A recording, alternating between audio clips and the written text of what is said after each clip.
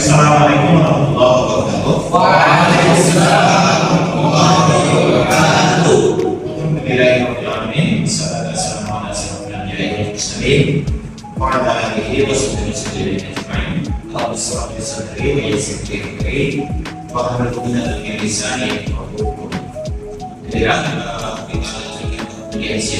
Hari ini mata kuliah kita berkaitan dengan Al-Quran. Yang akan kita bahas kali ini adalah Al-Quran diturunkan dalam 7 buku. Sebelum kita mulai kuliah ini, ada baiknya untuk mengawali kuliah agar sama-sama kita mulai doa ini. Saya minta kepada penulisnya untuk أعوذ بالله من الشيطان الرجيم بسم الله الرحمن الرحيم رب زدنا علما وارزقنا فهما واجعلنا من الصالحين ربنا آتنا في الدنيا حسنة وفي الآخرة حسنة وقنا عذاب النار سبحان ربك رب العزة عما يصفون والسلام على المرسلين والحمد لله رب العالمين.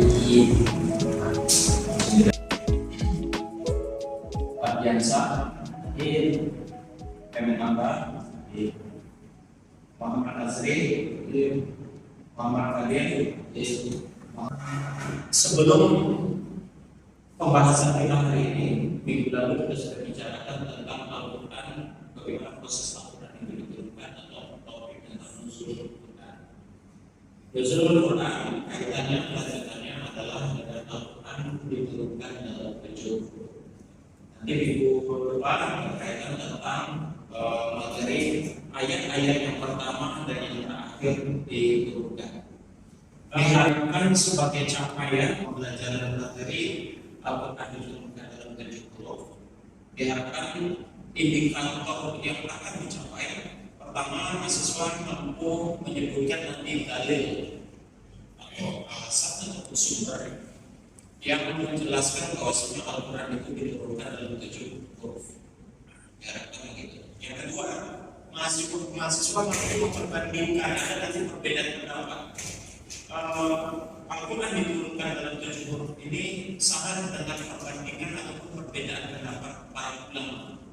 Nanti akan ada perbandingan dan perbedaan para ulama itu. Diharapkan mahasiswa mampu memperbandingkan perbedaan itu. Kemudian yang ketiga, mahasiswa mampu mengidentifikasi apa hikmah Al-Quran ini diturunkan dalam 7 huruf. Apa maksudnya Allah menurunkan Al-Quran kepada Rasulullah dengan 7 huruf, dengan 7 macam bentuk penyampaian kepada Rasulullah. Dan sub ataupun pokok-pokok pembahasan yang akan kita bahas pada hari ini, pertama berkaitan tentang dalil, berkaitan tentang nas yang menjelaskan Al-Quran itu diturunkan oleh Allah dalam 7 huruf. Kemudian tentang pengertian dan pemahaman apa yang dimaksud dengan Al-Quran diturunkan 7 huruf. Kemudian lagi berkaitan tentang perbedaan imam qiraat. Imam qiraat, kemudian ada kaidah-kaidah dari qiraat 7 atau yang kita kenal dengan qiraat seorang. Al-Quran itu memang diturunkan dalam bahasa Arab. Itu ada terdapat dalam surat Yusuf dan surat Az-Zukhruf. Dalam surat Yusuf itu dalam surat dalam ayat 2, Az-Zukhruf di dalam ayat 3. Kalimatnya inna anzalnahu Qur'anan Arabiyyan di dalam Yusuf dikatakan sesungguhnya kami menurunkan berupa Al-Quran dengan bahasa agar kamu mudah memahaminya. Di sini dikatakan faraja'tuhu falam azal asnazihi wa yaziduni hatta antaha ila sab'ati ahruf. Setelah ini Al-Quran diturunkan dalam 1 huruf, kemudian ada Rasulullah itu berharap kepada Allah melalui Jibril itu supaya Al-Quran itu disampaikan dalam huruf tanpa hurufnya, sampai pada akhirnya diturunkan dalam bentuk 7 huruf. Ini yang mendasari bahwasanya bahasa yang di dalam Al-Quran itu menjadi dalam bentuk 7 huruf. Tunjukkan ayat yang menunjukkan kepada satu larangan tertentu. Kalau buat apa yang dilarang? Apa? Wala taqrabu zina. Dan janganlah kamu mendekati zina. Itu larangan. Maju. Ada lagi yang lain?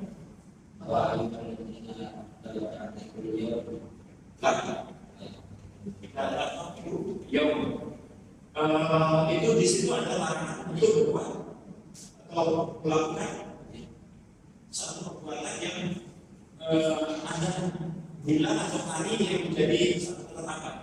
Kemudian perintah untuk berdiskusi atau berdebat, misalnya wajahil billati ya ahsan, dan berdebat atau berdiskusi dengan cara yang baik. Itu misalnya seperti itu.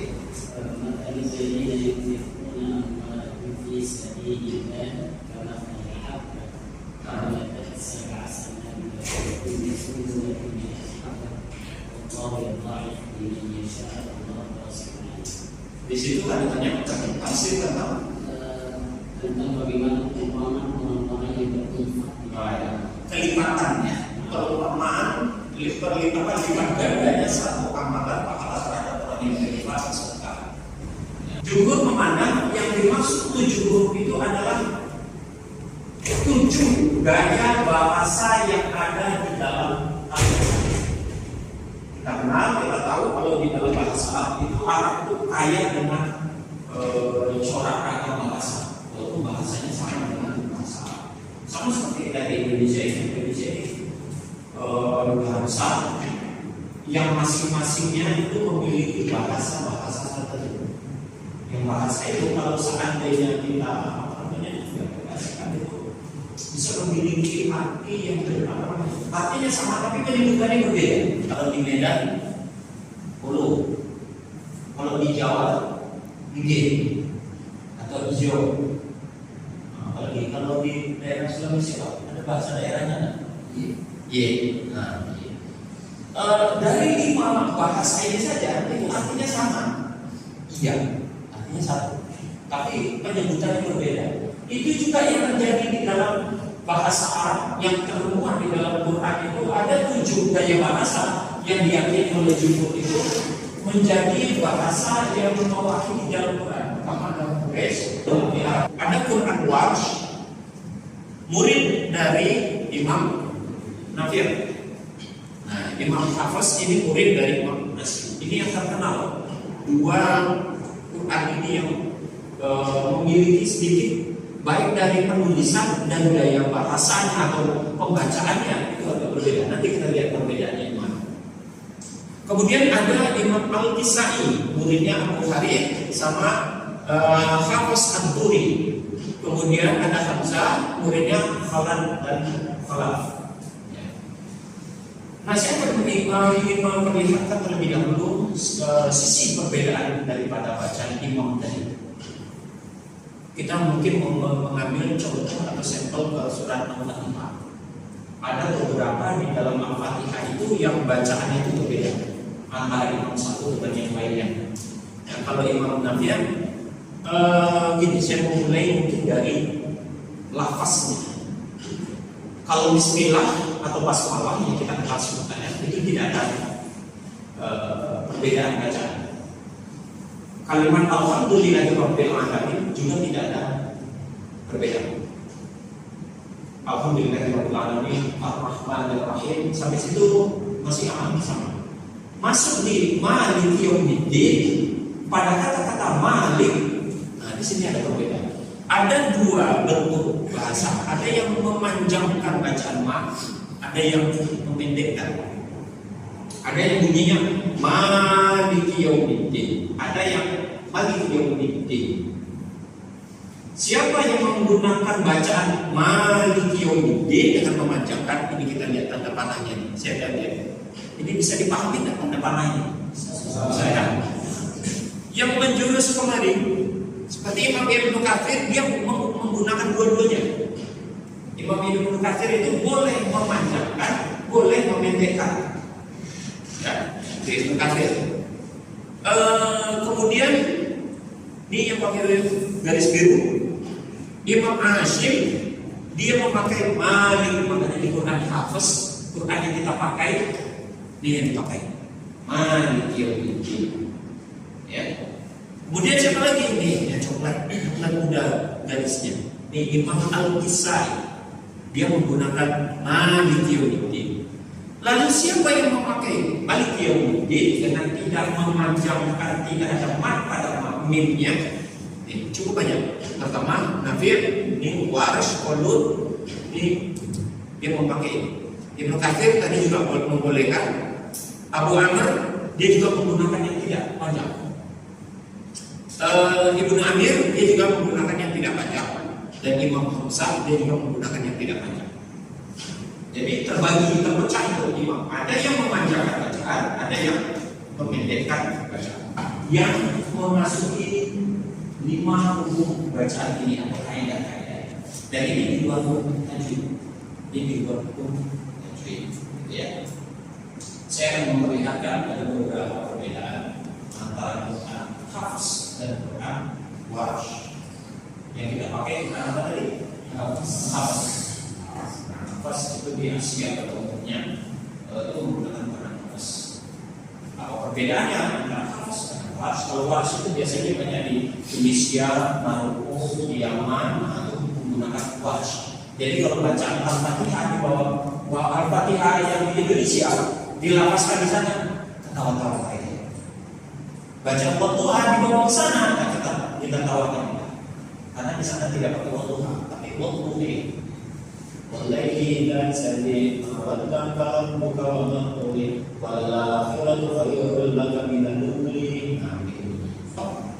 Sebagian dari awal di dalam Quran Hafs ini Quran dipakai alif lam mim ayat pertama. Mulai ayat kedua dari kalimat zalika ini takut ini tidak ada di dalam Quran Warsh. Kita memilih Quran Warsh. Kitabnya seperti ini. Nah, ini Quran Warsh. Yang alif lam mim bukan ayat pertama. Jadi dari alif lam mim sampai ke lil muttaqin, nah itu sama ya. Kalau di Hafs itu ada dua ayat. Paham ya? Lalu seperti apa fa di dalam Quran Warsh ini? Titiknya di bawah, tidak di atas. Posisinya di bawah, ya. Dan mikof nun alladhi aldi dan seterusnya. Ini perbedaan banyak, beberapa huruf yang berbeda. Kafnya begini semua. Tidak ada menggunakan kaf yang seperti ada di dalam Quran Warsh, Quran Hafs. Ya, itu materi kita. Dan sebelum mengakhiri, saya akan meninggalkan tugas ini tugasnya berkaitan tentang nomor 1, poin 1 dan poin 2. Anda membuat makalah, sudah membuat makalah, itu bukan 2 pesan ke depan. Dan yang poin ketiga, Anda mencari contoh video berkaitan tentang bacaan. Anda membuat video berkaitan tentang membaca surat Al-Fatihah sesuai dengan qiraat sama yang sudah dicontohkan tadi. Jadi Anda mempraktekkan lalu divideokan. Itu tugasnya. Bisa dipahami? Jadi intinya kesimpulannya berkaitan dengan Al-Quran diturunkan dalam 70. Pertama, pengertian Al-Quran diturunkan dalam 70 menurut jumhur adalah 7 gaya bahasa yang terdapat di dalam Al-Quran yang diambil dari bahasa-bahasa suku orang-orang Arab di sana. Itu pengertian dan pemahamannya. Yang kedua, terjadi perbedaan pendapat para ulama berkaitan makna 70. Maka nilai moderasi beragamanya tetap toleransi, kita toleransi terhadap perbedaan pendapat. Karena itu bahagian dari kekayaan atau pengayaan ilmu pengetahuan di bidang Al-Quran, khususnya ulumul Quran itu sendiri. Jadi kita hargai pendapat yang berbeda karena memang ulumul Quran akan syarat akan perbedaan pendapat. Kemudian yang ketiga poinnya adalah adanya 7 orang imam qiraat menunjukkan tentang kekayaan cara membaca Al-Quran sesuai dengan ketentuan kaidah-kaidah yang benar dan mutawatir. Itu inti dari pembahasan kita pada hari ini. Semoga ini bisa diterima dan bermanfaat, dan kita beri pengertian kita ini dan semoga dengan untuk dengan membacakan doa bersama. Silakan kembali kepada 12 biasa untuk menutup.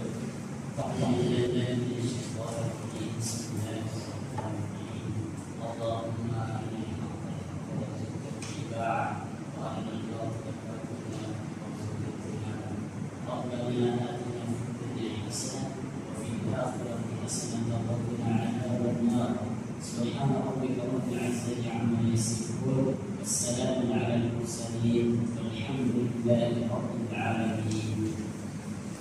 Baik, terima kasih. Demikian perkuliahan kita hari ini. Untuk dengan memperhatikan majelis.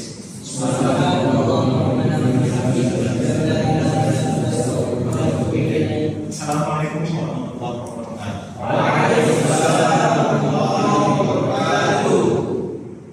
See you next time. Thank you.